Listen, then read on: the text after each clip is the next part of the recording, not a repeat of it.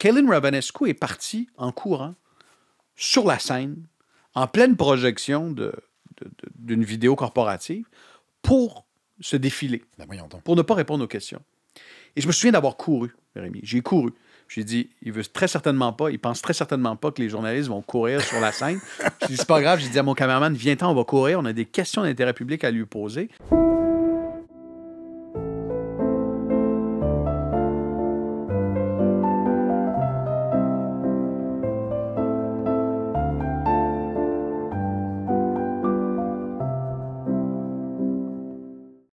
Bonjour à tous, un petit mot pour remercier ceux qui nous appuient financièrement. C'est grâce à vous que le projet fonctionne, que nous allons pouvoir continuer de vous offrir du contenu vraiment intéressant et même continuer de vous surprendre.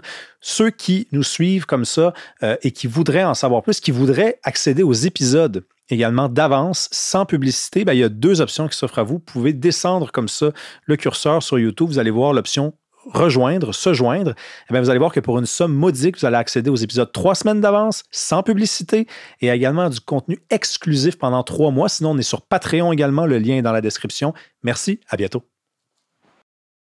Bonjour à tous, bienvenue à un nouvel épisode d'Il reste du monde, un balado dans lequel on confronte les idées. Je m'assois avec n'importe qui, mais un balado aussi dans lequel je m'intéresse à des parcours que j'estime exceptionnels. Et aujourd'hui, on va parler avec Pierre-Olivier Zappa, qui est le chef d'antenne de TVA et qui l'est devenu à 34 ans. C'est bien ça? Oui, à quelque part autour de 34 ans. Okay, oui, j'en ai 37 aujourd'hui. Les calculs sont bons. Salut Rémi. Salut. Est-ce que tu t'es déjà demandé si c'était avant ou après Stéphane Bureau dans la compétition? Écoute, Stéphane me l'a déjà rappelé au lancement de ma première saison comme chef d'antenne. Il est venu me voir et modestement à la blague, en me tirant la pipe, il m'a dit moi, j'ai commencé à 32 ans. Ah là là là là. Il détient toujours le titre du plus jeune. Mais ça demeure extrêmement impressionnant. D'autant plus que c'était un rêve de jeunesse, le tien. Moi, j'aimerais ça qu'on s'intéresse à ça, comprendre. Moi, j'adore rencontrer des gens qui ont réalisé leurs rêves.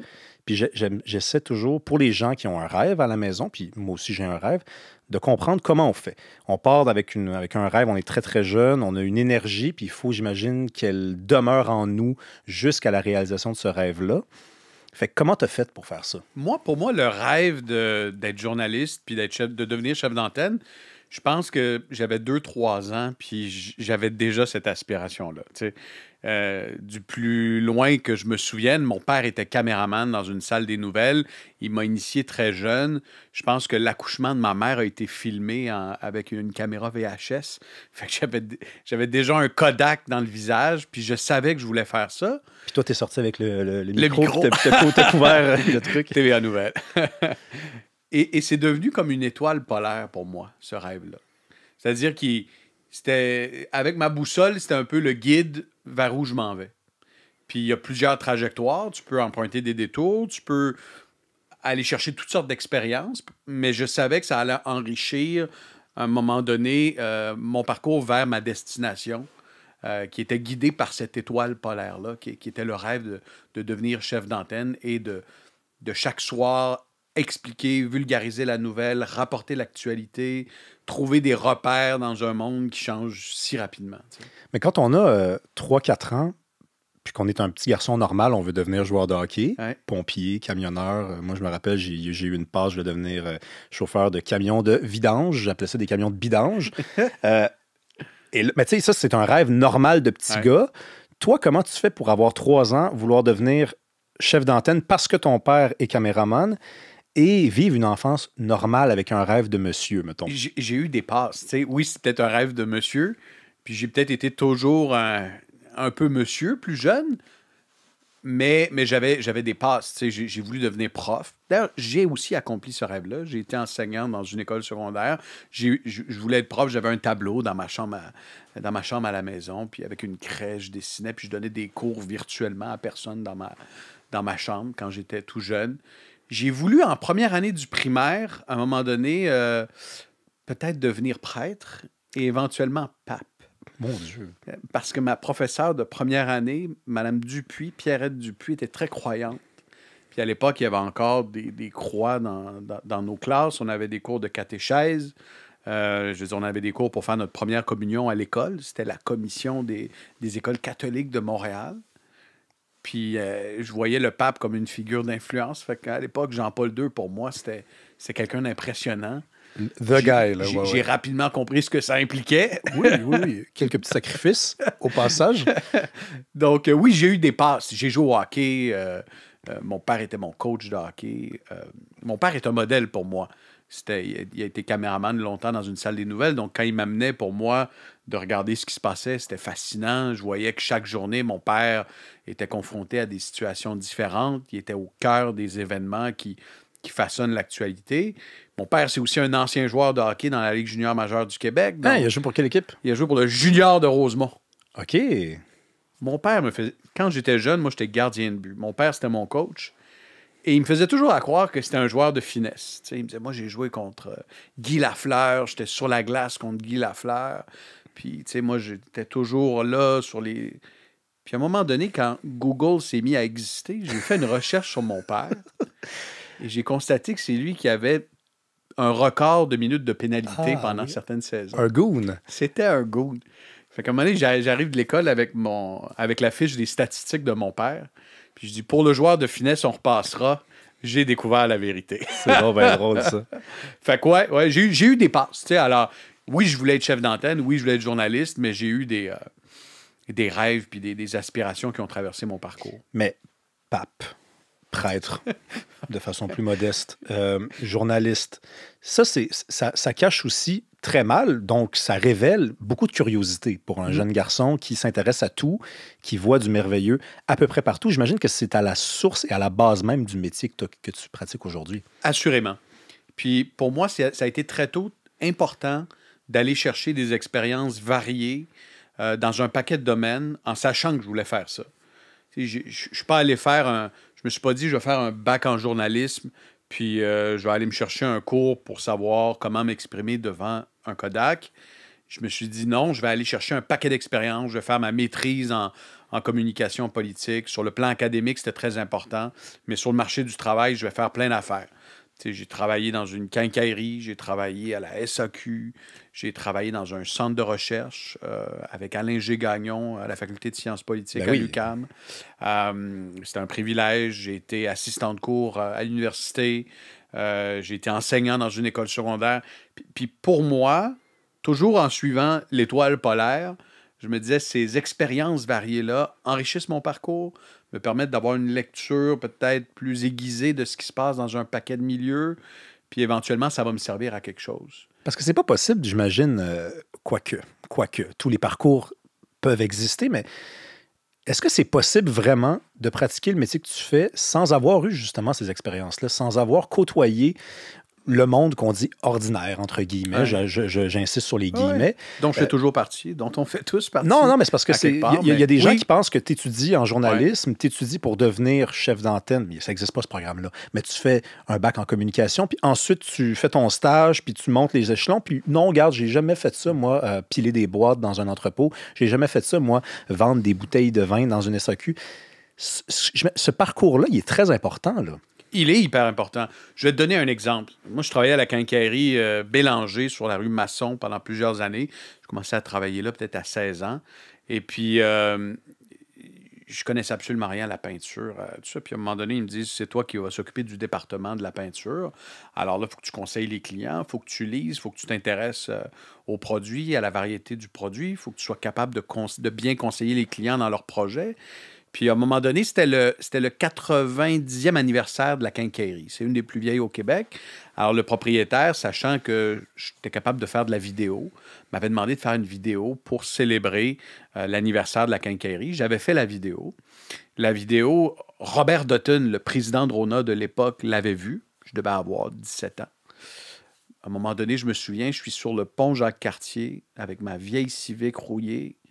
Et je reçois un appel. À l'époque, il n'y avait pas de Bluetooth. On avait le droit de prendre le téléphone. Et Robert Dutton à l'appareil. Bonjour, M. Dutton. Il dit, oui, il dit vous travaillez à la quincaillerie Bélanger? Je dis, oui. Je dis, je travaille au département de la peinture. C'est le président de Rona qui m'appelle. Et il me dit, je veux vous voir à mon bureau. J'ai vu la vidéo que vous avez réalisée pour la quincaillerie.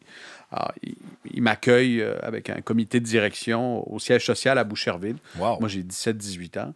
Et là, il me propose, il me dit, j'aimerais ça qu'éventuellement, on ait une vidéo pan-canadienne, un peu comme tu l'as fait sur l'histoire de Rona. J'étais conscient de mes moyens à l'époque. Je n'étais pas à la tête d'une boîte de production. J'ai cordialement, respectueusement dit à M. Dutton que je ne pouvais pas faire le mandat, mais que je trouvais ça intéressant, puis je l'ai remercié. Puis plus tard même, il avait envoyé un de ses adjoints pour savoir quel genre de parcours je pourrais faire dans l'entreprise. Est-ce que le retail m'intéressait? Est-ce que je voulais prendre la direction d'un magasin un jour? Wow! Je trouvais ça inspirant comme façon d'aller recruter dans la boîte. Là. Je me suis dit, j'ai toujours gardé cette image-là de Robert Dutton. Et cet homme-là qui a une mémoire d'éléphant, chaque fois qu'on se croise, il se souvient que j'étais à la quincaillerie, Bélanger, puis qu'il avait déjà croisé ma mère à CTV il y a longtemps. Bref, toute une mémoire. Alors, tout ça pour te dire que, oui, ces expériences-là qui nous amènent un peu partout, c'est au cœur d'une compréhension peut-être plus large du monde qui nous entoure. Mais il y avait sans doute décelé le talent que tu avais, puis pas juste un talent, aussi une certaine forme d'ambition, parce qu'il s'était dit, il est allé jusqu'à faire ça, ça ne fait pas vraiment partie de ses tâches, il s'est proposé, ou on lui a proposé, puis il a accepté. Puis moi, j'aimerais ça qu'on revienne, tu parles d'étoiles polaires. Ça, l'étoile polaire, je trouve ça super intéressant, parce que c'est donc quelque chose qu'on voit dans le ciel, c'est toujours là, puis on continue d'avancer, puis même si on change de direction, l'étoile est toujours là. Ouais. Ça veut dire, par exemple, que quand on est rendu à 20, 25 ans, puis qu'on n'est pas exactement là où on veut aller, puis qu'on est très ambitieux, on est des fois impatient. Puis cette impatience-là, c'est la marque d'une grande ambition. C'est une qualité. Il y a des gens autour de nous qui nous disent « continue ». Puis tu dis « oui, mais je ne suis pas encore rendu là ». Mais non, continue, regarde, continue. Comment on fait pour trouver la force de continuer quand ça ne va pas suffisamment vite pour nous? J'ai jamais été vraiment pressé. OK. Peut-être à quelques moments, quand tu sens que les choses ne vont pas comme tu veux, mais je me suis donné toujours du temps à chaque étape de mon parcours, que ce soit pour étudier, pour vraiment... Je voulais terminer ma maîtrise, j'aspirais même à un certain moment à faire mon doctorat, mais j'ai travaillé avec des doctorants, puis je me suis dit, je vais prendre une pause, puis à un moment donné, ce sera mon objectif. J'ai des fois des anciens profs qui m'écrivent, Yves Théoret de l'UQAM, qui me dit toujours, fais ton doc, puis Olivier, alors, un jour. Mais non, j'ai toujours pris le temps de bien faire les choses, puis c'est comme des blocs Lego, ça s'est toujours bien imbriqué. À un moment donné, un patron à TVA, Jean-Pierre Jaudoin, celui qui m'avait embauché à TVA il y a une douzaine d'années, m'avait dit « Pierre-Olivier, je connais tes aspirations, je sais ce que tu veux faire dans la vie, mais chaque chose en son temps, et de brusquer les choses, ça va juste te nuire. Tu sais. Va chercher l'expérience, fais un paquet de choses. » Puis à l'époque, je me souviens que ces mots-là m'avaient conforté dans l'idée que chaque chose en son temps, il y a des étapes à franchir, il y a des preuves à faire, puis on en ressort toujours plus enrichi. Et c'est pour ça que, malgré une certaine volonté de me rendre où ce que je suis aujourd'hui, puis il y a toujours d'autres objectifs, j'ai toujours pris le temps de bien faire les choses. Donc, tu as nommé, j'ai travaillé dans une SAQ, dans une quincaillerie. Moi, il y a un poste que tu as occupé avant de devenir le journaliste que tu es et le chef d'antenne que tu es qui m'a beaucoup intrigué. C'est celui de professeur, puis pas de professeur de n'importe quoi, professeur d'art dramatique. Art dramatique. Peux-tu nous parler de cette expérience-là? Alors, je te raconte l'origine de ça. Je fais ma maîtrise à l'UQAM. Ma blonde de l'époque, qui est devenue ma femme et la mère de mes enfants. Tu l'as rencontré à 19 ans. Je l'ai rencontré très jeune, à 19 ans, peut-être même à 18 ans. Prenez des notes, là, tout le monde. Prenez des notes. Je l'ai rencontré très jeune. Ma blonde qui m'épaule dans la réalisation de mon mémoire de maîtrise. Tu sais, t'en sais quelque chose, hein? Toi, t'es rendu à une autre étape, mais le mémoire de maîtrise, pour moi, avait été une étape difficile. Tu sais, c'était, sur le plan intellectuel, c'est très sollicitant. Et elle m'avait dit, tiens, tu devrais aller te chercher une job à l'école où je travaille. Elle travaillait à l'école Gérard Filion à Longueuil, une école dans un milieu défavorisé. Il se cherche un professeur d'art dramatique. Alors, je me rends à l'école, je dépose mon CV. La directrice me dit oui, quand est-ce que vous pouvez commencer? On a besoin d'un prof. Alors, c'était une petite tâche, l'équivalent de, on dit, 30% de tâche pour un enseignant. Et puis, j'ai tripé. J'ai tripé au point où je ramassais les tâches de professeurs qui étaient en surmenage pendant l'année scolaire ou qui avaient des congés de maladie. Puis je me suis ramassé à un certain moment avec 130% de tâches. Tu sais, J'avais plus qu'un 100%, tout en faisant ma maîtrise, tout en étant correcteur à l'université. Ça a été une grosse année. Je me souviens, on partait pour l'école à Longueuil, puis je m'endormais dans le véhicule, dans la voiture avec ma blonde. Une fois, j'ai échappé mon café, je dormais. Ça a été une grosse année. J'ai travaillé fort cette année-là, mais j'ai adoré mon expérience parce que j'ai enseigné l'art dramatique, j'ai enseigné le français, géo, l'anglais un peu. Et puis j'ai eu des groupes. Il y avait un groupe qui s'appelait le groupe Flores dans cette école-là. Donc des gens qui sont à un doigt de décrocher, là. Des jeunes de 12, 13, 14 ans pour qui l'école, c'est vraiment difficile. Beaucoup de consommation de drogue, prostitution juvénile. C'était comme dans les films. Non, oui, non, vraiment. Puis moi, Rémi, j'ai été privilégié dans la vie. Mes parents ont fait des sacrifices pour nous envoyer à l'école privée au secondaire. Puis je pouvais m'imaginer c'était quoi évoluer dans une école d'un milieu défavorisé, mais de le voir du point de vue de l'enseignant, tu sais, du responsable, puis de voir derrière les pleurs d'une jeune fille les problèmes familiaux qui se cachent derrière ça, problèmes de violence, problèmes financiers, ça m'a touché vraiment au plus haut point. J'y repense souvent à cette année-là de ma vie dans cette école-là. Je me dis, j'ai fait de mon mieux et nos enseignants, en majorité, font de leur mieux.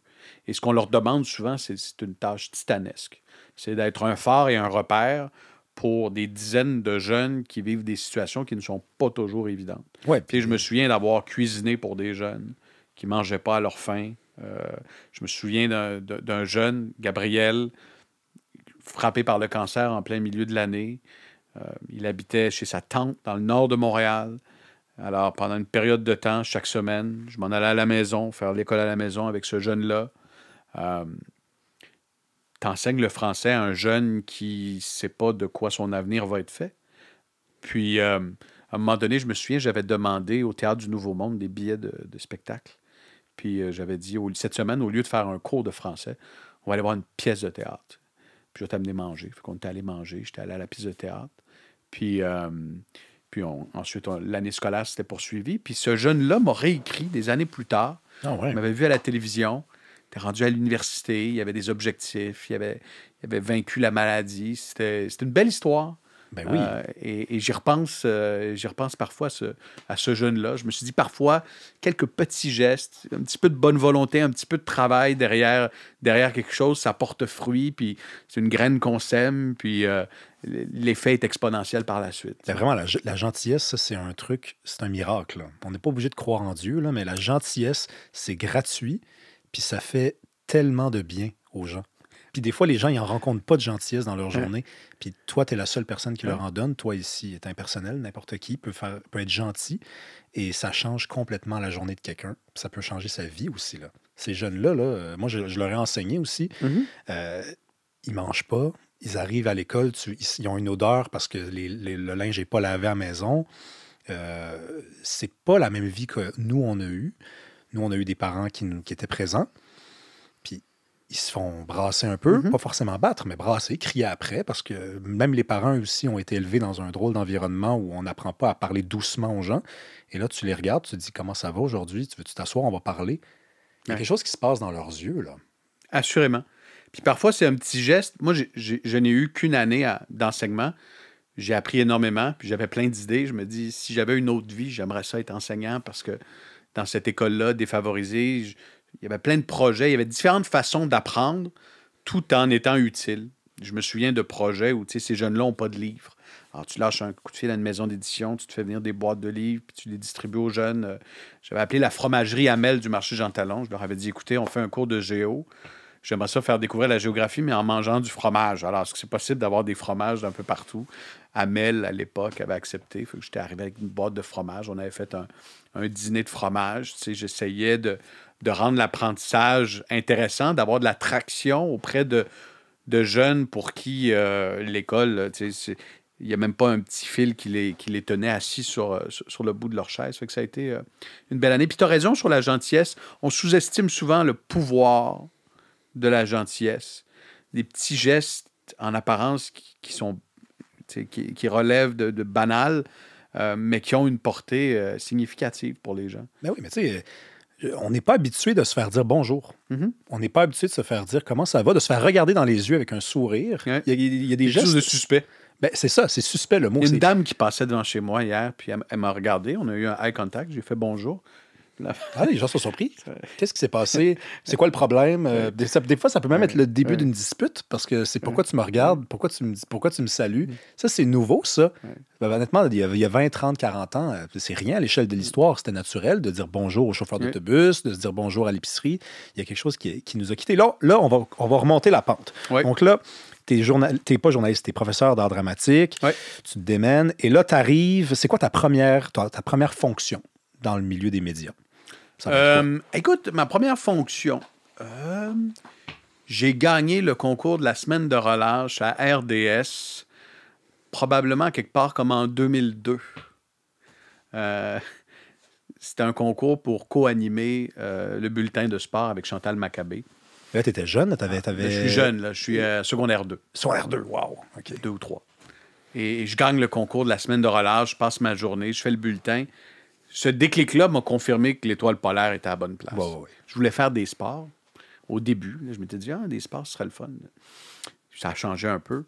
Puis, ma première fonction, c'était peut-être un an après RDS, CFCF, qui est l'ancêtre de CTV aujourd'hui, chez les Anglos, m'avait confié une chronique, qui est la chronique rêvée de tous les adolescents. Je faisais des critiques de jeux vidéo. Oh mon Dieu. Pour la PlayStation 2 à l'époque. OK. Alors, NHL, le golf. Et je faisais donc ces critiques de jeux vidéo-là. Et j'ai adoré ça. J'ai fait ça pendant un an, une fois par semaine, pendant la saison, d'une émission qui s'appelait Entertainment Spotlight. Et l'année suivante, ce que j'ai fait, j'ai comme eu une promotion. Je faisais les sports extrêmes comme chronique télé en anglais pour CFCF à Montréal. Because you're fluent in English and perfectly A little fluent. bit. A little bit. All is all right. Et j'ai adoré ce parcours-là. Puis ça a été mes premières fonctions. Puis après ça, bon, j'ai fait un paquet de choses. J'ai rendu au cégep, toujours en sachant ce que je voulais faire. Je me suis dit, pour manger, je vais, en parallèle avec mon travail à la SAQ et tout ça, je faisais des vidéos corporatives. Alors, je me suis mis à faire des vidéos corporatives pour des écoles secondaires, pour des entreprises. Ça devenait très gros. À un certain moment, j'ai arrêté tout ça parce que la prochaine étape, c'était de me consacrer à temps plein à ça. Et je savais que c'est pas ça que je voulais faire dans la vie, mais j'aimais le faire. Et puis, finalement, j'ai fait mon bac, ma maîtrise. Et au terme de ma maîtrise, je me suis dit, je vais aller me chercher un travail dans les médias. Je me sentais prêt. Alors, j'ai envoyé mon CV à TVA. Et j'ai été recruté par mon patron de l'époque, Jean-Pierre. Jean-Pierre m'avait dit, Pierre-Olivier, tu n'as jamais fait de télé, tu n'as jamais été dans les médias. On va commencer, mis à part les chroniques, il me dit, on va commencer, tu vas être rédacteur pour commencer. Puis si ça ne marche pas, on te donne 2 semaines à TVA, puis on va te remercier. Alors, je suis arrivé. J'ai commencé à travailler. C'était à 4 heures du matin, rédacteur web. J'ouvrais la journée pour le site web de TVA Nouvelles. Puis à partir de là, un peu comme dans le reste de mon parcours, j'ai fait pas mal tous les postes éditoriaux dans la salle des nouvelles. J'ai été rédacteur web, j'ai été recherchiste. J'ai été recherchiste de Claude Poirier, de Mario Dumont. J'ai été recherchiste à l'Affectation. J'ai été rédacteur pour les bulletins de nouvelles avec Pierre Bruno, avec Sophie. Ensuite, j'ai été reporter. J'ai été reporter aux nouvelles. J'ai été reporter, je fais un peu d'international. J'ai été correspondant parlementaire. J'ai travaillé à l'émission JE. J'ai lu les nouvelles au Québec Matin. On m'a confié le reportage économique. Alors, tu vois, chaque 6 mois, j'avais des défis qui étaient différents. Puis pour moi, c'était extrêmement stimulant. Puis je remercierai jamais assez mes patrons de l'époque de m'avoir offert ce cheminement-là et ce parcours-là dans la salle des nouvelles. Parce qu'en touchant un peu à tout, de rédaction, recherche, un brin de scénarisation à travers les reportages qu'on réalisait, d'avoir toute cette vision-là de la boîte, ça me permet de mieux comprendre la réalité dans laquelle se trouvent mes collègues. Ben oui, Quel genre de pression ils sont soumis. Tu sais, les gens, ils peuvent pas dire, regarde, là, tu sais pas ce que je vis en ce moment, tu ne sais pas ce que je fais. Non, mais toi, on sait bien, tu es chef d'antenne, mais moi, non, regarde, j'ai pas mal tout fait. La seule affaire que j'ai pas faite, puis peut-être que tu vas m'apprendre que tu l'as faite, c'est nettoyer les toilettes. Peut-être que tu fais. Je sais pas. Mais JE, parlons de JE. Ouais. Ça, c'est fascinant, ça, parce que JE, moi, tu sais, j'ai 31 ans, puis JE, pour moi, c'est une émission à la fois sérieuse et un peu drôle aussi, parce qu'il y a la marque TVA qui est... On va loin, là, tu sais, on va jusqu'à mettre des caméras corporelles, par exemple, pour filmer des affaires. La question, là, en as-tu mis des caméras corporelles? J'ai déjà porté des caméras cachées. OK, t'as fait ça. Je te garantis qu'aujourd'hui, j'ai pas de bouton. C'est correct. On t'a fouillé tantôt. C'est ça, il y a le détecteur de métal à l'entrée. J'ai déjà porté des lunettes avec des caméras des caméras cachées, et des porte-clés. Il y avait toutes sortes d'outils. Il y a encore toutes sortes d'outils miniatures qui nous permettent de filmer en douce. J'ai adoré mon parcours à JE, Rémi, parce que pour moi, tu sais, quelque chose pour lequel j'ai une profonde aversion, c'est l'injustice, sous toutes ses formes. Je déteste me retrouver dans une situation d'injustice, puis je déteste être témoin de situations d'injustice, et Dieu sait qu'il y en a partout autour de nous. Puis je me dis, essayons de les réparer. Puis mon rôle à JE, c'était un peu ça. Alors, ça m'a amené à faire des enquêtes sur un paquet de sujets, toujours dans l'intérêt de trouver des solutions pour quelqu'un qui vivait une injustice. Je vais te donner l'exemple d'une entreprise à un certain moment qui vendait des chiens d'assistance pour les enfants autistes. Et on s'est rendu compte que c'était de l'arnaque. Les chiens qui étaient vendus à des familles étaient des chiens malades, étaient des chiens en mauvais état, puis les familles déboursaient 10 000 $. J'ai rencontré une famille qui mangeait des toasts au beurre de pinot matin, midi, soir, parce qu'ils voulaient offrir un chien d'assistance à leur fils autiste non-verbal, puis ils se sont fait arnaquer. Ça, pour moi, ça vient me chercher. T'sais. Puis à l'époque, je me souviens, j'avais traqué le propriétaire de cette entreprise-là qui s'était volatilisé. J'avais attendu 12 heures dans mon camion avec mon caméraman devant son lieu de travail, son nouveau lieu de travail. On l'avait suivi sur l'autoroute pendant 1 heure. Puis là, on l'avait confronté. Puis à la JE, en sortant de l'auto, comment on se sent quand on arnaque des enfants autistes, tu sais, pour faire bouger les choses. C'était juste la question. C'était comment on se sent quand on arnaque des enfants autistes. Et le regard des gens qui font quelque chose peut-être de croche, puis qui voient le micro de JE, c'est juste ça. Tu sens que tu fais avancer quelque chose. Ben oui, puis ça a l'air d'être petit, tu sais, c'est de la micro... on s'entend, c'est pas un scandale qui implique des milliards de dollars, mais la souffrance, elle est partout. Elle est dans les petites choses, qui d'ailleurs, pour ces gens-là, n'est pas une petite chose, parce que c'est gros. Puis à travers une émission comme ça, ben, t'apprends que, écoute, si tu as besoin d'acheter un chien d'assistance, ben, t'es mieux de faire tes devoirs comme client, parce que tu vois que des arnaqueurs, il y en a dans toutes les sphères de notre société. Même chose, j'avais réalisé une enquête sur Lovagenza, qui est un vaste projet de film hollywoodien organisé par un couple de Québécois qui s'est installé à Los Angeles. Et plusieurs témoignages m'étaient parvenus des investisseurs, des gens d'affaires, des propriétaires de PME qui avaient mis 10 000, 15 000, 20 000 dans ce projet-là parce que Lovagenza, l'organisation, disait « Vous investissez dans un film. Nous, on est avec Steven Spielberg, on est avec Mark Wahlberg, des vedettes d'Hollywood, puis on se prépare pour réaliser un très gros film.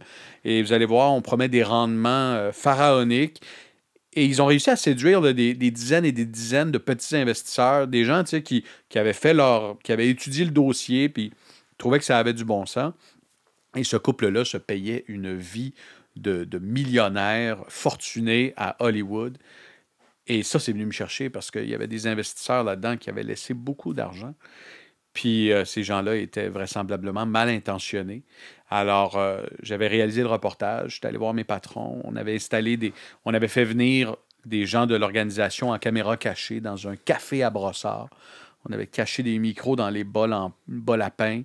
On les avait filmés pour voir quel était leur discours, comment ils réussissaient à convaincre les investisseurs de mettre de l'argent. Puis je suis allé voir mon patron, puis je lui avais dit, écoute, je pense qu'on va les coincer à Los Angeles. Puis là, il m'a regardé, il dit, tu penses vraiment pouvoir les retrouver? J'ai dit, c'est les voisins de Tom Hanks et Rihanna, mais on va trouver une façon de les coincer. Alors, à la JE, je m'étais rendu seul à Los Angeles. J'ai dormi 18 heures devant la maison des arnaqueurs. Fait, j'ai dormi, tout ça, j'ai passé... Parce qu'aux États-Unis, contrairement au Canada, tu ne peux pas aller cogner chez quelqu'un sur une propriété privée et filmer. Il faut que tu sois sur la voie publique. Donc, j'avais attendu que ces gens-là sortent et je les avais confrontés lorsqu'ils sont sortis de leur entrée de garage. Scène qui a été reprise ensuite dans un excellent documentaire sur la plateforme Vrai, sur l'arnaque de Lova-Ganza. Et là, et le regard de ces gens-là qui me voient, Pierre-Olivier Zappa de l'émission JE, tout de suite, tu vois la réaction de ces gens-là, ça en dit long sur, il y a quelque chose sur ce qu'ils ont fait. Il y a quelque chose que juste toi, tu peux voir parce que tu es dans leur face qui est peut-être pas super visible à l'écran parce que c'est dans un détail dans l'œil, mais la personne qui sait qu'elle vient de se faire prendre, là, j'en ris, mais c'est pas drôle. Là, c'est un peu le même regard lorsque mon fils me dit « Non, j'ai pas dessiné sur le mur. » Tout. Là, je reconnais ce scintillement-là. Ce journalisme-là qui est très... comment dire? C'est un journaliste qui est dans la confrontation directe, où on suit quelqu'un, on traque quelqu'un, on s'en va mettre un micro dans sa face. Yves Poirier fait beaucoup ça au palais de justice. Est-ce que tu as l'impression des fois qu'il y a des gens dans d'autres groupes de médias, c'est pas utile de les nommer, qui voient ça de haut, ce journalisme-là, qui trouvent peut-être parce que c'est moins intellectuel, c'est plus physique, alors que, premièrement, ça pogne, ce journalisme-là, puis deuxièmement, il est, à mon avis, très nécessaire. Il est nécessaire, il est utile, il permet de faire bouger les choses.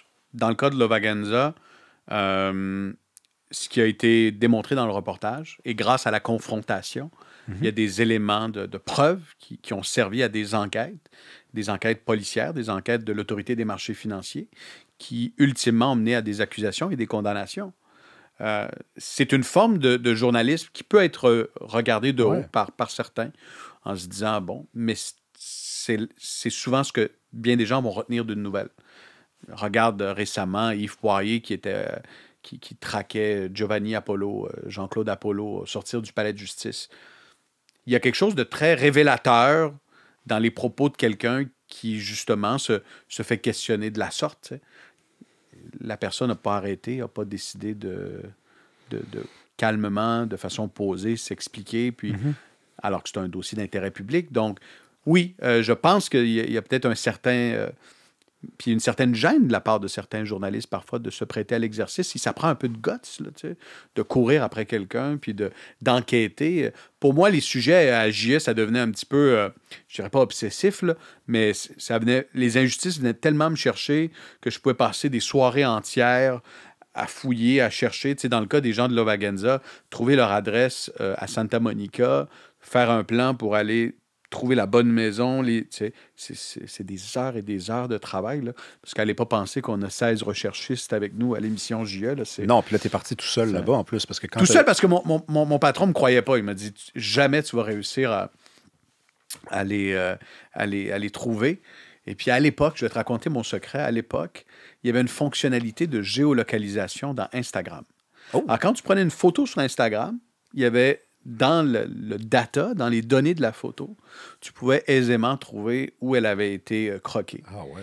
Alors, la fonctionnalité n'existe plus, mais à cette époque-là, les gens qui aimaient étaler leur richesse sur les réseaux sociaux, ben, on pouvait les retrouver facilement, même s'ils habitaient à côté de chez Tom Hanks à Santa Monica. Mais j'aimerais ça revenir sur ce... Bon, il y aurait peut-être alors des gens qui regarderaient ça de haut.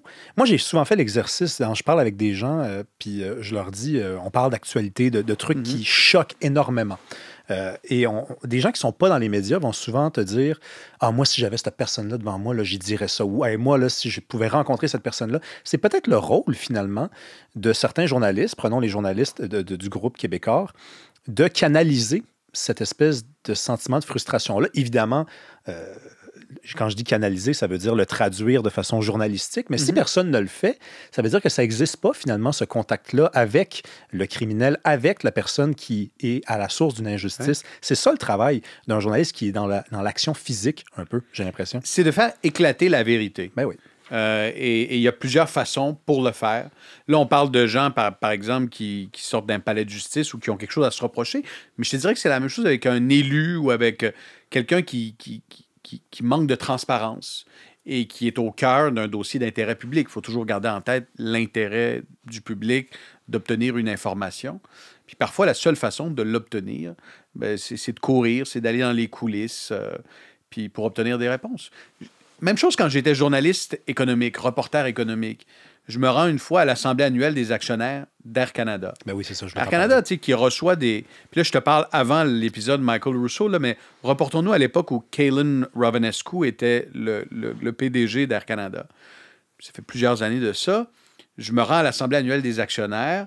Air Canada qui venait d'acheter, proposait d'acheter Air Transat. Il y avait vraiment des questions d'intérêt public qui se posaient. Il y avait de l'argent public en jeu. Il y avait un enjeu de concurrence. Le PDG d'Air Canada nous avait dit « Je vais vous accorder une entrevue. Venez à notre assemblée. » C'était un événement qui était organisé pour le lancement du premier C-Series d'Air Canada qui est devenu le A220. Et on arrive là, puis le PDG d'Air Canada de l'époque, M. Rovinescu, détestait les caméras. Mais il nous avait promis une entrevue à moi et Maxime Bertrand de Radio-Canada. Plus l'événement passe, plus je me dis, il va nous en passer une petite vite et se sauver parce qu'il ne veut pas être confronté à nos questions.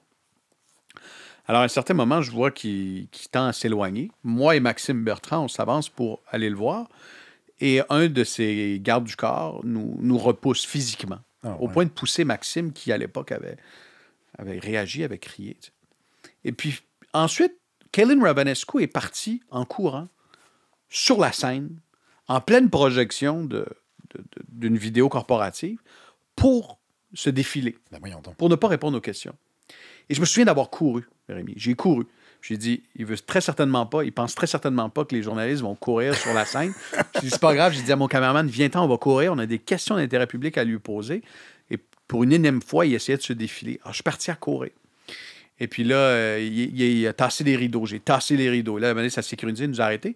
Puis j'ai dit, vous nous aviez promis une entrevue, M. Rovinescu. On a des questions d'intérêt public à vous poser. Pourquoi vous sauvez-vous?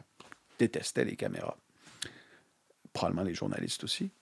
Pourtant, s'il s'était calmement installé, comme il l'avait promis, pour répondre à ces questions-là, il n'y aurait pas eu de problème. Non, tu n'avais pas un plan machiavélique derrière la tête. Puis il a la réputation d'être un excellent gestionnaire. C'est celui qui a propulsé l'action d'Air Canada, qui est sorti des bas-fonds, puis qui a été, avant la pandémie, de mémoire, jusqu'à une quarantaine de dollars. Donc, c'est quelqu'un qui est reconnu pour ses compétences de gestionnaire, mais il y avait des questions d'intérêt public.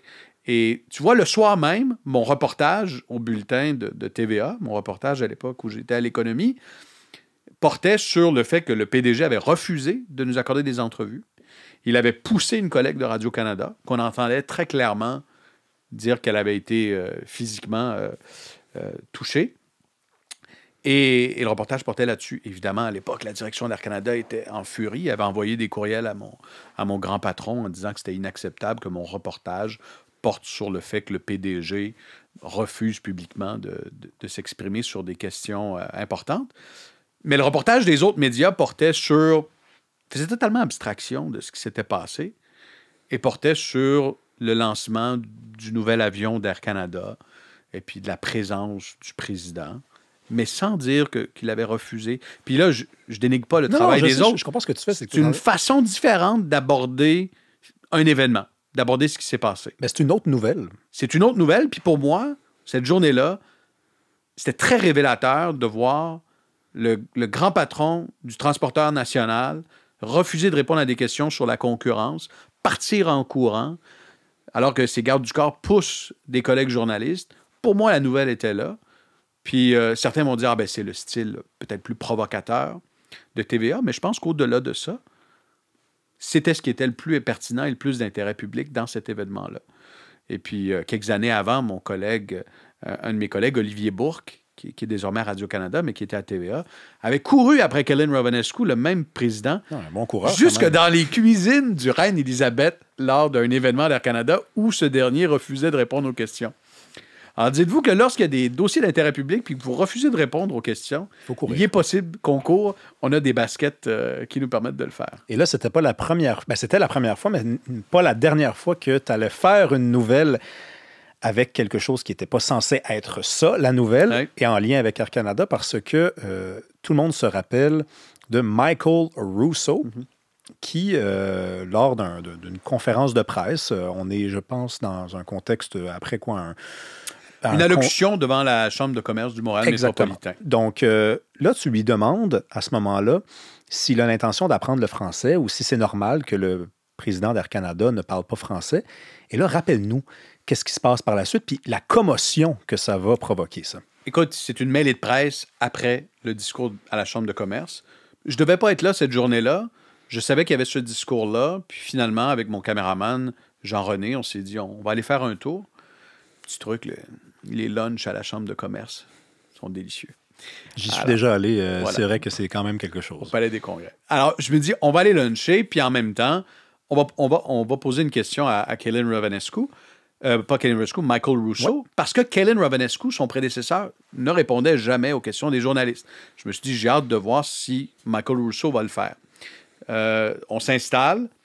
J'explique à mon caméraman que je voudrais une prise de vue comme ça, puis je réfléchis à la question, puis je me dis, au fond, la question la plus simple à poser, après une allocution de plus d'1 heure uniquement en anglais, vous vivez depuis 14 ans à Montréal, vous ne parlez pas français, comment c'est possible? Tu sais? Est-ce que c'est possible? Et puis, évidemment, il m'a demandé à ce moment-là de répéter la question en anglais. Ah oui. Je lui répète en anglais. Because you speak English. Because I speak a little bit in English. Je lui pose la question toute simple en anglais. Et il me répond avec une franchise, à la limite, qui l'honore. Oh oui, on ne peut pas lui reprocher sa franchise. Il me dit, écoutez, j'ai été capable de vivre en France, en ne parlant qu'anglais, en ne parlant pas français pendant 14 ans. Et c'est tout à l'honneur de la ville de Montréal, la réputation de Montréal. Évidemment, sa responsable des communications, devenue ministre de l'Enseignement supérieur, Pascal Léry, était un peu mal à l'aise, elle a tenté d'étouffer les questions, mais on avait quand même droit à une sous-question. Donc, je lui ai dit, on lui a demandé, est-ce que vous entendez apprendre le français? Puis bon, son agenda était trop chargé. Encore là, il y a no bullshit. Non, ça, alors, c'est sûr. Il nous a dit la vérité. Il aurait pu dire, écoutez, je suis dans un processus, je prends des cours, comme la gouverneure générale, par exemple, dire je prends des cours 2-3 heures par semaine. Vous voyez, j'espère que ce ne sera pas la même prof que celle de la gouverneure générale, mais non, mais c'est vrai qu'on ne pouvait pas lui reprocher son absence de franchise, mais là, à la suite de cette question-là, et c'est là qu'on revient à ce qu'on disait, c'est l'importance du journalisme imprévisible, imprévu en tout cas, ou des manœuvres plus provocatrices, c'est que là, ça va changer, ça va faire l'actualité pendant quoi? Quasiment 2 semaines, cette affaire-là. Là. Pendant longtemps, puis partout à travers le monde. Ben oui. J'ai eu des appels, j'ai accordé des entrevues à la BBC, à Londres. J'ai eu des contacts TF1, on a beaucoup parlé. Partout à travers le monde, c'est devenu un sujet. Puis ça a aussi ravivé, je pense, au Québec, un débat, une préoccupation pour la place du français dans le milieu des affaires. Quelques semaines plus tard, le grand patron de Atkins Realis, anciennement SNC Lavalin, a annulé une allocution qu'il devait faire devant la communauté des affaires, M. Edwards, Ian Edwards, parce qu'il il est unilingue anglophone, à la tête d'un fleuron québécois. Et puis là, tout à coup, il y a eu une gêne qui s'est emparée de... J'avais des vice-présidents de communication d'entreprises québécoises cotées en bourse qui m'appelaient pour me dire « Allez-vous faire la même chose avec l'allocution de notre patron qui est prévue telle date? » Tu sais, il ne parle pas français. Mais alors là, il y a eu une espèce de crainte qui s'est installée, un rappel de l'importance, même en 2025, peut-être de pouvoir s'exprimer dans la langue des gens où est-ce qu'on travaille. Puis là, on s'est mis à documenter des cas.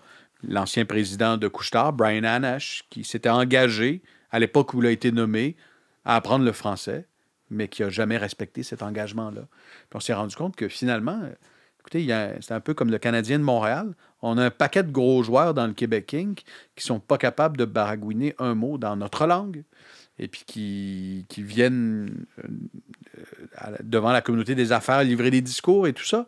Puis ça a ravivé cette préoccupation-là. Je pense que ça a eu un impact positif. Je pense que c'est vraiment une espèce de petit électrochoc qui, encore aujourd'hui, anime la réflexion de bien des dirigeants. Puis quand tu as posé cette question-là, tu sais, tu es journaliste. Oui, tu fais de la chronique à la radio, également dans le journal. Et oui, tu as l'occasion alors de faire valoir des opinions, des points de vue qui sont les tiens. Mais quand tu es dans un rôle de journaliste, c'est évident qu'on te demande enfin, on te demande de ne pas exprimer tes opinions. Ouais. Mais c'est évident aussi qu'il y a quand même un petit espace de liberté parce que cette question-là, c'est pas n'importe qui la pose. C'est pas n'importe qui a envie de la poser. Donc, peux-tu nous parler également de l'espace de liberté que les journalistes ont quand même pour faire valoir des points de vue qui sont les leurs, puis sans pour autant tomber dans le piège qui consisterait à faire du journalisme d'opinion, militant plutôt. Ouais. En fait, puis je trouve ça bien, tu n'as pas parlé de neutralité journalistique, parce que la neutralité journalistique... j'y crois pas personnellement. Je n'y crois pas non plus. Je crois qu'il y a différents types de journalisme. Il y a un journalisme militant, très assumé, qui a sa place. Il y a un journalisme qui peut tendre vers la neutralité. Puis j'aime bien le fait que tu dises ne pas exprimer ses opinions. Il est rare que je porte un jugement ou que j'émette une opinion franche dans mon travail. Mm-hmm. Parfois, je vais analyser à partir de ma perception, de ma vision de l'actualité, prendre un enjeu, dire, regardez, moi, je pense qu'on devrait avoir cette réflexion-là, ce problème-là devrait être pris par tel bout. Dans le cas de la question au président d'Air Canada, j'ai jamais été dans le jugement, j'ai jamais été dans le reproche. J'ai constaté qu'il ne parlait pas français, même après avoir passé une bonne partie de sa vie à Montréal. Je rapporte ce constat-là. Maintenant, aux gens dans l'espace public de débattre, de réfléchir, puis de voir s'il y a quelque chose à faire ou si on accepte ça. Il y a des gens qui pourraient dire, écoutez, l'anglais est la langue des affaires. Mm-hmm. Est-ce qu'on préfère avoir un PDG d'un certain calibre qui parle anglais versus... Parce qu'évidemment, il n'y a pas de francophones qui peuvent exercer cette fonction-là. C'est ça, mais ça fait partie du raisonnement de ces gens-là, souvent. C'est une réflexion légitime. Oui. Alors, à partir de là, comme je ne crois pas à la neutralité journalistique, parce qu'on a toujours une posture, on a toujours un point de vue, je pense qu'il faut simplement l'assumer puis être honnête dans notre démarche, être fair. Moi, une des raisons pour lesquelles je voulais que tu viennes, c'était pour que tu nous racontes les détails d'un parcours que je maintiens à nommer comme étant exceptionnel. Mais c'est aussi parce que il y a quelques mois, j'attendais. Moi, j'arrive toujours bien trop d'avance pour faire ma chronique, moi. On est pareil, on est à l'avance. Oui, ben toi aussi, je pense que tu étais encore plus d'avance que moi cette journée-là. Tu étais même 1 heure d'avance, puis je t'ai vu, puis là, je m'étais rappelé que la veille, j'étais arrivé au moment où tu faisais une chronique à l'émission de Richard Martineau, et où on était quelques mois, non, c'est pas vrai, on était au mois de janvier, donc quelques semaines après l'élection de Donald Trump. Et tu fais encore beaucoup de chroniques sur la politique américaine. Oui. Et tu avais dit quelque chose qui m'avait, franchement, là, complètement bouleversé, dans la mesure où ça venait quand même de la bouche d'un chef d'antenne de TVA. Tu avais dit ceci. Tu avais dit, l'élection de Trump doit mener les médias traditionnels à faire un examen de conscience, à se poser certaines questions, à se remettre même en question dans certaines sphères de leurs activités. Et évidemment, pour moi, qui suis aussi un chroniqueur dans un média dit traditionnel, j'étais comme sous le choc parce que je me disais, généralement, on n'entend pas ça de la bouche d'acteurs des médias traditionnels. Est-ce que tu penses que cet exercice-là, ben déjà, j'aimerais savoir de quoi il s'agissait. Puis j'aimerais ça aussi savoir si tu penses quelques mois plus tard qu'il est en marche. J'espère qu'il est en marche. Tu sais, dans la mesure où je ne veux pas faire de reproches, mais l'élection de Trump, de mon point de vue, était prévisible. Et puis, je pense qu'on a parfois tendance à porter des jugements, à regarder certaines franges de l'électorat, certaines classes sociales, peut-être de haut. Tu sais, moi, j'aime pas qu'on réduise l'électorat de Donald Trump à des statistiques sur leurs revenus, leur classe sociale, leur nombre de diplômes. Oui. Ça veut rien dire. Ma grand-mère disait toujours, c'est pas parce que tu as des diplômes que tu es bright, que tu es intelligent. Ça, c'est le gars qui a travaillé dans une quincaillerie, dans une SAQ, un peu partout, qui est capable de dire ça aujourd'hui. On revient à ce qu'on abordait tantôt. Exactement. Et c'est pour ça que je trouve ça réducteur. Je trouve ça réducteur, je trouve ça insultant à la limite. Puis pour voir venir l'élection de Donald Trump, parce que je te confierais à la blague que j'ai gagné le pool entre les collègues et les amis à l'élection américaine, il faut que tu connaisses les États-Unis, il faut que tu te promènes, il faut que tu parles au monde, il faut que tu comprennes leur logique, pourquoi ils votent pour telle personne. Puis c'est ça le travail du journaliste, c'est de comprendre ce qui se passe dans une société. C'est de comprendre pourquoi la colère gronde. Qu'est-ce qui justifie que les gens aient voté pour ce candidat républicain, pour ce qu'il incarne, pour son discours. Puis il fallait aussi regarder le bilan de Donald Trump lors de son premier mandat, objectivement. Lorsqu'on regarde les résultats, je veux dire, il avait accompli un certain nombre de choses quand même, notamment sur le plan économique. Donc, tu faisais les calculs, tu t'essayais de saisir le zeitgeist, l'esprit qui anime la société américaine à plusieurs endroits. Puis l'élection de Trump, ben, elle faisait du sens. Alors, je pense qu'au lieu de regarder de haut les gens, il faut les comprendre. Puis il faut essayer de comprendre cette réalité-là, puis de la partager, puis d'échanger tous ensemble, au lieu d'être dans le registre qui est plus celui du jugement, puis de la critique parfois, avec peu de fondement. Mais ce registre-là aussi nous mène des fois à analyser les choses au nom du bien et du mal, au nom d'une certaine morale. Donc, il y a les bons, il y a les mauvais. Puis ça, je me demande des fois si c'est vraiment parce qu'on n'est pas capable. Puis là, je ne parle pas du Québec, je parle de tout le monde occidental. C'est un monde que je connais mieux que les autres mondes, plutôt. Mais est-ce qu'on est capable de faire autre chose qu'analyser les choses au nom du bien et du mal? Est-ce que c'est parce qu'on n'a pas le temps d'aller en profondeur? Qu'est-ce qui nous mène à faire ça? Et je remarque que, et je t'ai posé la question à savoir si l'exercice était amorcé, je remarque que c'est toujours pas évident maintenant que Donald Trump est dans une guerre de tarifs. Trump est le méchant encore une fois. On retombe peut-être dans le même piège, à moins que ce soit cette fois-ci pas un piège, puis que véritablement il a dépassé une ligne. Deux choses. Je pense que la pluralité des points de vue est importante. À ce titre-là, je prends un groupe comme celui pour lequel je travaille, TVA, Journal de Montréal. Je suis content de voir qu'il y a une pluralité de points de vue. Tabarnouche, oui. Il y a tout un éventail. Tu as des gens partout sur le spectre politique. T'sais. Alors, tant mieux, ça nous permet ultimement d'en sortir avec une vision plus enrichie. Maintenant, je pense qu'encore aujourd'hui, on a tendance parfois, je dirais pas être un peu hystérique, mais les tarifs, quand ça part, la peur s'empare des marchés. On a vu la réaction des consommateurs. La confiance envers l'économie s'est écroulée. Le marché immobilier a été paralysé à plusieurs endroits au Canada. La consommation, l'économie a ralenti, là, mais comme quand tu arrives à la ronde après avoir descendu les montagnes russes. Donc, on a un rôle quand même de mettre les choses en perspective, nous, les médias. Puis, je regarde ce qui est en train de se passer quelques semaines après le déclenchement de cette guerre commerciale. Les choses tendent à s'apaiser. Un petit peu, oui. Un peu. On verra où ça va nous mener.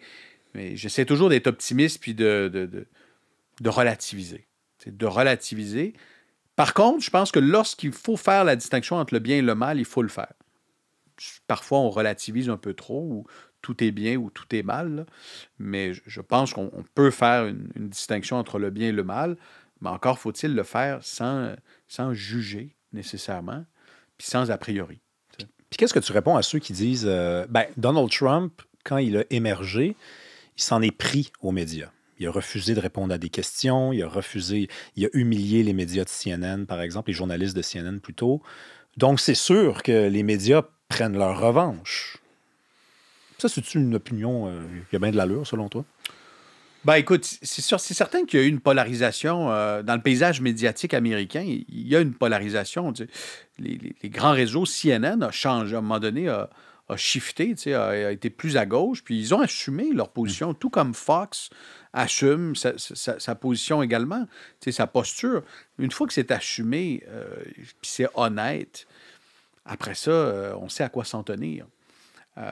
Ce qui est plus insidieux, c'est quand on prétend être tout à fait neutre et objectif, mais qu'on prend position. Là, ça manque de transparence. Je ne pense pas qu'il y ait de revanche des médias à l'égard de Donald Trump. C'est un personnage hors norme. Son élection, elle est le fruit de plusieurs années de colère qui ont grondé, puis qui n'ont pas été canalisées par certaines élites, que ce soit ceux de la côte Est ou de la côte Ouest aux États-Unis.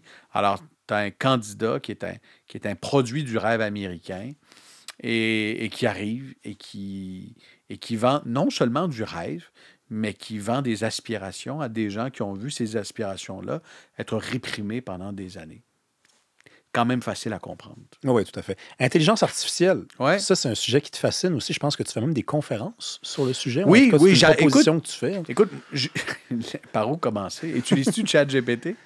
Il m'arrive de le faire, toujours, disons, en étant un petit peu coupable, parce que je t'avoue que je le vois, le piège. Là, je me dis, ça pourrait tellement être plus simple si j'acceptais de me rabaisser à ça.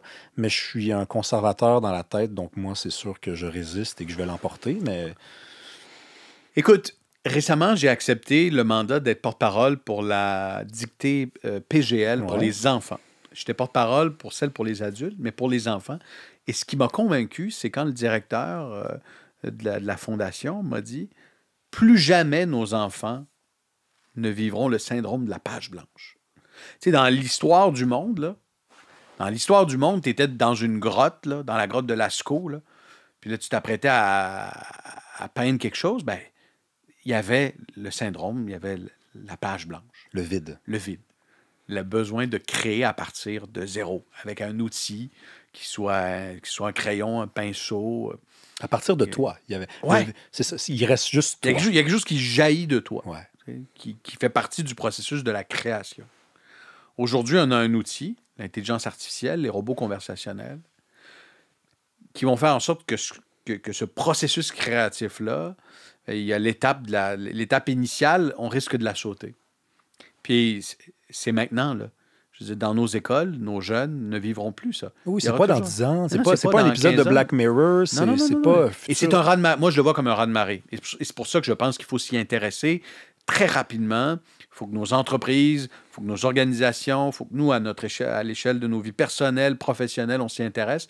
Parce que déjà, la société est différente d'il y a 2-3 ans. Puis imaginez dans 2-3 ans. Donc, c'est une accélération très, très, très rapide des bouleversements. Et ça va avoir un impact social, politique, économique majeur. Récemment, je suis avec des producteurs agricoles dans un événement. Il y a une banderole avec un slogan et tout. Puis il y a une personne à mes côtés qui me dit « Comment aimez-vous la présentation? » Je dis « C'est superbe, bon slogan. » Tout ça. C'est l'intelligence artificielle. Puis vous promenez autour de vous, puis hey, c'est bon ce que tu as écrit. Ah, ben c'est l'intelligence artificielle, c'est ChatGPT. Ah, il est bien ordonné ton CV. Ah, ben j'ai demandé à l'intelligence artificielle. Ah, tu vois, c'est quelque chose de majeur. Ça te fait-tu peur, toi, tout ça? Qu'est-ce que tu ressens par rapport à ça? Je suis assez optimiste. Ah oui? Oui. Oui, j'ai des craintes. Il y a des risques majeurs. Tu sais, on n'a jamais été aussi près de la revanche des robots. En même temps, je pense que si l'humain a développé cet outil-là, il va trouver une façon de l'utiliser à bon escient. Ça va imposer des défis énormes. Je vais donner un exemple. Optimus, qui est le robot humanoïde de Tesla, qui va débarquer sur le marché, qui va être commercialisé à grande échelle rapidement. C'est une question de mois, d'années. Yeah, tu as un robot à 40 000 $. Tu as une usine. Qu'est-ce que tu fais? Est-ce que tu gardes tes salariés qui font 75 000 avec des charges sociales? Ben non. Tu prends le robot. L'ouvrier devrait être requalifié. Le robot, il devrait être fiscalisé. Il va falloir trouver une façon d'imposer le travail des robots qui vont générer de la richesse. T'sais, le robot va devoir presque recevoir un T4 peut-être. Je ne sais pas, je réfléchis. Là. C'est des réflexions qu'on doit avoir rapidement. Moi, j'attends l'optimisme. Là. C'est quoi qui est de bon qui nous attend là-dedans? Je pense que éventuellement, en ce moment au Canada, notre économie a besoin d'un turbo. Notre niveau de productivité va faire en sorte qu'on va être parmi les derniers pays de l'OCDE. Le PIB per capita, la création de richesse à l'échelle de nos ménages, là, stagne depuis bon nombre de trimestres. On se compare à l'économie américaine, on regarde le taux de chômage au Canada, beaucoup plus élevé. Ça nous prend un coup de barre. La mondialisation nous a montré qu'on avait atteint un certain plafonnement. On ne peut plus avoir les gains de productivité qu'on avait dans les années 90, dans les années 2000. Il faut trouver un nouveau vecteur pour améliorer notre productivité, pour créer de la richesse. Et je pense que l'intelligence artificielle est une planche de salut. Maintenant, il va falloir l'encadrer, puis aller pas croire qu'il va y avoir des encadrements législatifs de nos gouvernements qui vont, par exemple, baliser son utilisation. Je n'y crois pas. D'autres pays n'embarqueront pas là-dedans. Il n'y aura pas d'entente à l'international. Par contre, je pense que ça va avoir une utilité pour faciliter la vie de bien des gens. puis on va s'y adapter. Les gens dans leur milieu de travail vont se requalifier, vont pouvoir aspirer à de meilleures conditions. C'est comme quand Internet est arrivé. Ça a transformé complètement sur quelques années bien des emplois. Aujourd'hui, tout le monde est devant son ordinateur. Le tiers des travailleurs québécois sont en télétravail. C'était impensable il y a à peine 10 ans. Aujourd'hui, ça l'est.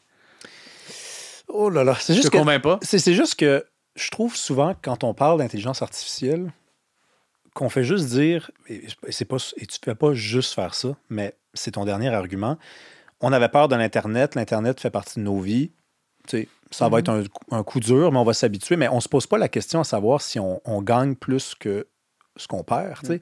Concernant l'intelligence artificielle, les deux, on est dans un média. Moi, je connais des gens, que tu connais toi aussi, qui utilisent énormément ChatGPT dans le cadre de leur fonction. Et je pense qu'ils le font pour sauver du temps. Et je pense qu'ils étaient capables de faire leur travail avant et que leur manière de dire « je sauve du temps », c'est une manière de ne pas dire qu'ils sont devenus un petit peu paresseux. C'est-à-dire que ça simplifie leur vie, ça leur donne plus de temps pour eux, puis qu'est-ce qu'ils font après de leur temps? Bon, peut-être qu'ils passent plus de temps devant leur écran, puis là, c'est une espèce de roue infernale, mais finalement, tu ne trouves pas que ça limite nos aptitudes à imaginer, à faire preuve d'originalité, à rechercher, à innover? Puis là, je ne parle pas d'innover au plan de la technologie, mais innover au plan intellectuel, si la machine le fait à notre place. Assurément. Ouais. Mais on revient peut-être à l'éthique de travail. C'est important de revoir notre façon de penser l'éthique de travail. J'ai été correcteur à l'université. Je me souviens, il y a peut-être une quinzaine d'années, je corrigeais des travaux de gens au baccalauréat en sciences politiques. Et si tu voyais le nombre de plagiats, Rémi, que j'ai épinglés, là, je m'en faisais une fierté. Là. J'avais un tableau de chasse des plagiats. Là. Et puis, toutes sortes de... À l'époque, tu avais Google Books qui venait de sortir. Fait que là, les jeunes, les élèves copiaient des pans de livres, puis ils pensaient être subtils et tout. Rapidement, il y avait des technologies qui nous permettaient de démasquer ou de voir que l'élève n'était pas honnête intellectuellement dans sa démarche. À un certain moment donné, utiliser l'intelligence artificielle, ça va devenir évident, ou du moins, il va y avoir une façon de dire aux gens, ben, peut-être que tu n'utilises pas cet outil-là ou tu ne le fais pas. Par contre, je vais te donner un exemple. J'arrive à la caisse de dépôt pour un rapport annuel qui est présenté par la caisse. J'ai 1 heure avant de faire un direct à la télé. Je vais prendre le rapport annuel de la caisse de dépôt, je vais le soumettre dans un outil d'intelligence artificielle et lui demander de recenser les faits saillants. Est-ce que je vais me fier à 100% là-dessus pour rendre compte de la nouvelle? La réponse est non. Je vais faire des contre-vérifications. Mais c'est l'équivalent d'avoir quelqu'un d'autre à mes côtés qui ferait ce travail-là. Mais tu sais quoi, dans mon industrie, je n'ai pas les moyens d'avoir quelqu'un d'autre à mes côtés. Donc, cet outil-là va me permettre d'améliorer ma productivité. C'est ça dans les médias, c'est ça dans le monde agricole. Tu regardes certaines fermes familiales. La proportion de fermes au Québec qui n'ont pas de plan de relève est alarmante. Le prix des terres agricoles a explosé. Encore l'an dernier, il est en forte hausse au Québec. Comment notre relève agricole entrevoit l'avenir? C'est pas facile. Pénurie de main-d'œuvre dans plusieurs régions, des frais qui ont explosé, un manque de relève incroyable. L'intelligence artificielle arrive. Tu as les tracteurs autonomes qui s'occupent des semis, qui font du ciblage, donc pour l'environnement, ciblent les mauvaises herbes au lieu d'épandre puis de massacrer ton champ, tu cibles les mauvaises herbes. Pour le temps des récoltes, des machines, des drones qui vont survoler, permettent de voir l'évolution. Tout ça automatisé. Ça nous permet d'en faire plus avec moins d'effectifs parce qu'on a un enjeu de relève. Ça nous permet, avec des technologies de pointe, d'améliorer les récoltes, d'avoir des produits qui, ultimement, des produits maraîchers, des fruits et des légumes qui seront plus accessibles à l'épicerie. J'y vois du positif. Oui, non, c'est sûr. C'est sûr que... Puis d'ailleurs, moi, je suis plus pessimiste qu'optimiste, pas dans la vie, mais envers ma lecture de l'être humain. Je pense que l'être humain est souvent capable de faire des choses absolument dégueulasses, puis que j'ai juste peur que cet instrument-là, il l'utilise pour mieux maquiller sa paresse. Mais tu sais, tu me décris quand même des situations où il y a des industries qui crèverait si ça Ouais. n'existait pas. Alors là, moi, je me verrais très mal te dire, non, non, regarde, même pour elles, là, ces industries-là, parce que c'est blanc ou noir, on efface ça. Non, l'idée, c'est de tirer le mieux et d'écarter le pire. Et à un certain moment, c'est sûr que le marché du travail va se reconfigurer autour de ces avancées technologiques-là. Euh, des chauffeurs de camions de transport vont devoir éventuellement probablement faire autre chose parce que les camions seront autonomes.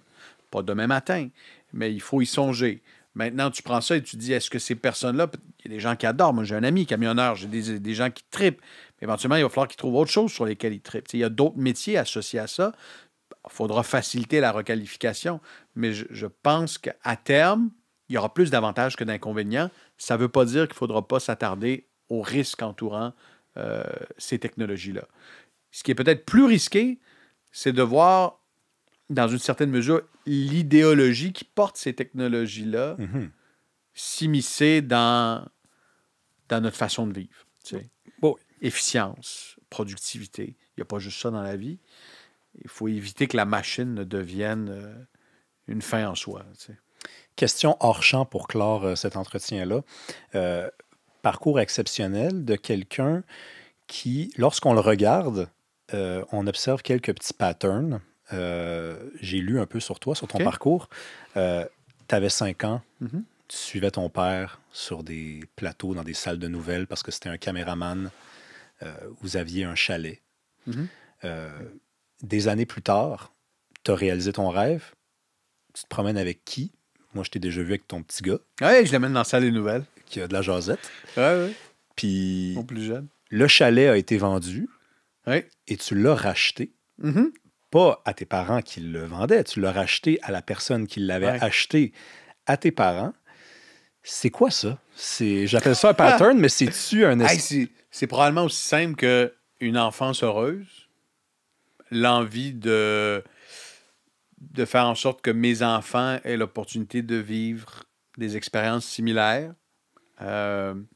Écoute, moi, je n'ai eu que du bonheur. Mes parents, c'est 2 parents très aimants. Je suis vraiment privilégié. Une maman qui nous a donné tout l'amour qu'elle avait. Mon père qui travaillait, mais comme pas possible. Il était caméraman aux nouvelles, travaillait pour les matchs de hockey le soir, les expos la fin de semaine, le Grand Prix de Montréal. Mais il trouvait le temps, le mardi soir, d'aller à la pratique de hockey et puis de m'encourager. Alors, peut-être qu'il y a une partie d'une volonté de reproduire les expériences que j'ai vécues. Je suis encore à ce jour très proche de mes parents. C'est mes meilleurs critiques. C'est les gens qui peuvent me donner leur juste. C'était-tu bon, maman? Non. C'était-tu bon? Oui, t'avais l'air fatigué. mais c'est encore les gens qui me donnent leur juste, notamment parce que mon père est issu de ce milieu-là, donc il peut avoir un regard sur mon travail. Puis, voilà, tu sais, j'ai racheté, c'est vrai, le chalet familial que j'ai eu pendant quelques années parce que je voulais que mes enfants... C'est malade, ça. C'est comme une histoire de film. Mais tu sais, j'ai aussi une relation particulière avec les biens immobiliers. Okay. Mais moi, je suis né dans le duplex de chez mes parents, puis j'y ai vécu pendant 37 ans. J'ai déménagé pour la première fois il y a quelques mois. Tu sais. Wow! J'ai rencontré ma blonde, tu l'as dit tantôt, très jeune, à 18-19 ans. J'ai emménagé dans le logement chez mes parents en disant on va rester là 1 an. Puis on est resté là 17 ans. On a eu nos 2 enfants. C'était formidable. Tu sais, les enfants, les grands-parents, la proximité. Alors, tu sais, pour moi, j'avais un attachement à cette propriété-là. Quand ma blonde, qui m'a toujours dit « Pierre-Olivier, tu feras tout ce que tu veux dans la vie avec moi, sauf un chalet, parce qu'elle ne voulait pas aller à la campagne. » Un matin, elle s'est réveillée. Elle m'a dit « J'aimerais ça, un chalet, finalement. » Parce que là, j'allais dire, t'as ambitionné. Là, j'ai dit « Je vais appeler celui qui avait acheté le chalet de mes parents, parce que c'était parfait, l'eau n'était pas très loin, mais c'était sécuritaire pour les enfants. » Ben, il nous l'a revendu à ce moment-là. Puis j'ai pu faire vivre à mes enfants ce que j'avais vécu plus jeune, la pêche aux grenouilles, les balades dans la forêt, la cueillette des petits fruits, passer un après-midi à cueillir des bleuets, des framboises dans la forêt. Tu sais, c'est peut-être inconscient, mais le fait que tu vendes le chalet, c'est un peu comme si tu leur disais aussi, ton étoile, là, c'est toi qui dois la suivre. Le ciel, c'est toi qui s'en occupe. Okay? Les nuages, c'est toi qui souffles dessus pour que ça s'en aille puis que ton étoile reste visible. Papa, il va s'occuper de ce qui se passe sur la terre. T'sais. Puis le chalet, si tu le veux, va le chercher. Aussi. Ils rachèteront un jour de la personne à qui on l'a vendu. Et tu as tout à fait raison. Et ce qui est le plus important, c'est qu'ils trouvent leur étoile. Puis le jour où ils l'auront trouvé, moi, je m'engage à tout faire pour que mes enfants aient les outils, les moyens pour avoir un parcours qui va idéalement les mener là où ils veulent. Puis que ce soit dans n'importe quel champ, l'important pour moi, c'est qu'ils soient heureux. Puis qu'ils la trouvent. Parce que c'est pas tout le monde qui trouve son étoile jeune. Moi, j'estime que c'est un privilège de l'avoir trouvé jeune. Ça facilite les prises de décision dans le parcours académique, dans le parcours professionnel. L'idéal, c'est de le trouver quand même assez jeune pour pouvoir développer ses passions, trouver ses talents, connaître ses forces, connaître ses faiblesses. Après tout, c'est un peu ce à quoi sert notre système d'éducation. Tu sais. La trouver, cette étoile polaire-là, puis avoir des profs, puis des membres de la famille qui nous aident à cheminer. Merci, Pierre-Olivier. Merci de l'invitation. Si on veut te voir, compliqué. Si on veut te voir, on n'a rien qu'à ouvrir notre télévision à tous les soirs à 22h. Tous les soirs à 22h, à 20h30 sur LCN, un petit passage à 15h30 avec Marianne Lapierre en après-midi pour jaser d'économie, avec Sophie, éventuellement Julie à 17h également. Dans le Journal de Montréal, j'aime bien signer des analyses économiques. Et à Cube Radio, avec mon acolyte Richard Martineau, j'aime bien chroniquer. Merci à vous. Écoutez, si vous aimez ce qu'on fait, vous n'avez qu'à partager, qu'à commenter. Le bouche à oreille, ça fonctionne encore et j'ai envie de terminer l'épisode d'une façon différente aujourd'hui en vous disant, croyez en vos rêves. Manifestement, ça marche. À mardi prochain.